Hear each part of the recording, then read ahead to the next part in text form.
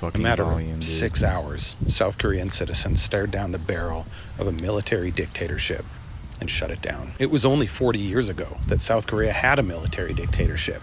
Their citizens, they've seen how bad it is, and they're not going to let it happen again. Americans have lost that fight. Revolutions are uncertain times, and when there's a power vacuum, when you have a power struggle, it can oftentimes end up in the wrong hands, and you end up with a worse situation than what you started off with, and that's something to be mindful of, obviously, and that's why strategy is so important, and knowing that, okay, if we were to punch this hole, who's gonna fill that hole? How is that going to change, and how are these other groups going to react?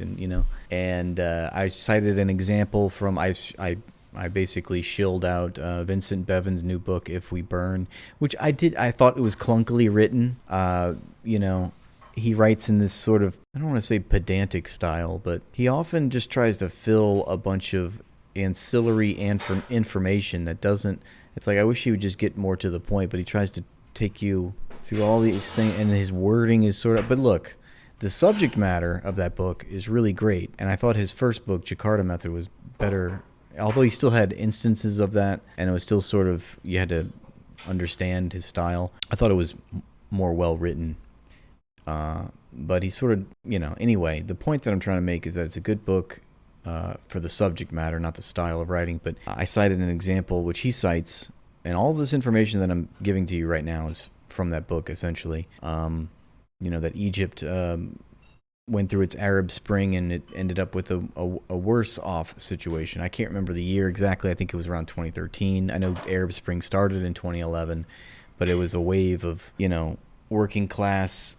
sort of, this is a protest movement. And it wasn't always a working class revolution. It ended up in a fascist coup, as in the case with General al-Sisi, who I think is still in power in Egypt today. But that's right, knowledge osmosis. Correct. They did this in Ukraine and Georgia, Syria, Afghanistan, Iraq. This shit always ends in people dying and shitheads taking over. I mean, there are, I don't want to say that's a little too pessimistic. I mean, you have some fair points there, but there's also been, improvements made, I think, in certain instances. But yeah, I mean, the fascists, they're hard to defeat. We have to be stratified and organized and strategical. But let's keep going. Not only did President Yoon back down and rescind his declaration of martial law, but as a result, the Korean Federation of Trade Unions, which includes 1 million workers, including the entire Hyundai assembly line, announced an indefinite general strike until President Yoon resigns. Adjusting for population, that would be like if 7 million Americans went on strike to demand the resignation of Donald Trump. The overwhelming response was warranted. South Korean officials announced that they reviewed closed-circuit footage, discovered that in the process of declaring martial law, President Yoon attempted to have the opposition party leader, the ruling party leader, and the Speaker of the National Assembly arrested. They tried to arrest political leaders before they could hold a vote to overturn martial law. President Yoon attempted to overthrow the South Korean government. South Korean citizens have seen this movie before, and they're not going to watch a rerun. So instead of allowing President Yoon to provide Donald Trump with a case study on how to overthrow a modern democratic government, South Korean citizens provided us with a blueprint on how to respond if Donald Trump tries to do the same. So that's pretty cool, and the other point that I was making was, this is an instance of the domino theory, which Henry Kissinger and his ilk were fearful of. The domino theory contends, and this is a guiding principle of U.S. foreign policy, that it doesn't matter where a socialist-style working-class revolution takes foot or gains a foothold.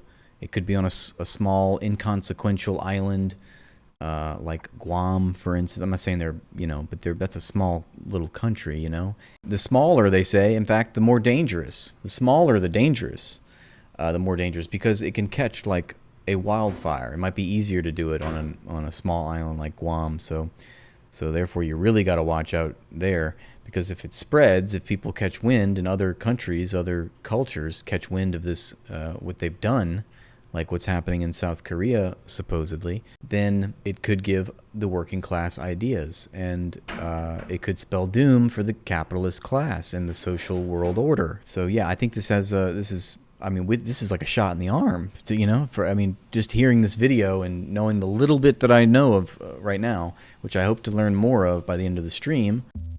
Oh, hi there. In the past 6 months, I've been banned on Instagram, Facebook, Twitter, Threads, TikTok, and now YouTube. This is 1000% because of my coverage of Israel's genocide against the Palestinians. In light of being demonetized on all these platforms, I've decided to start exclusively posting to Patreon, where you can sign up for all my posts and live streams for just $3 a month. Wow! In addition to having all access to my live streams, you'll also be in a group chat with yours truly. Wow, that sounds awesome. I've spent a considerable amount of time and effort trying to build audiences on these platforms only to have them swept away at a moment's notice, and that is pretty frustrating. But I want to say that I'm thankful and grateful for all of your support and kind words throughout all of this, and I hope to see you on these new platforms very soon.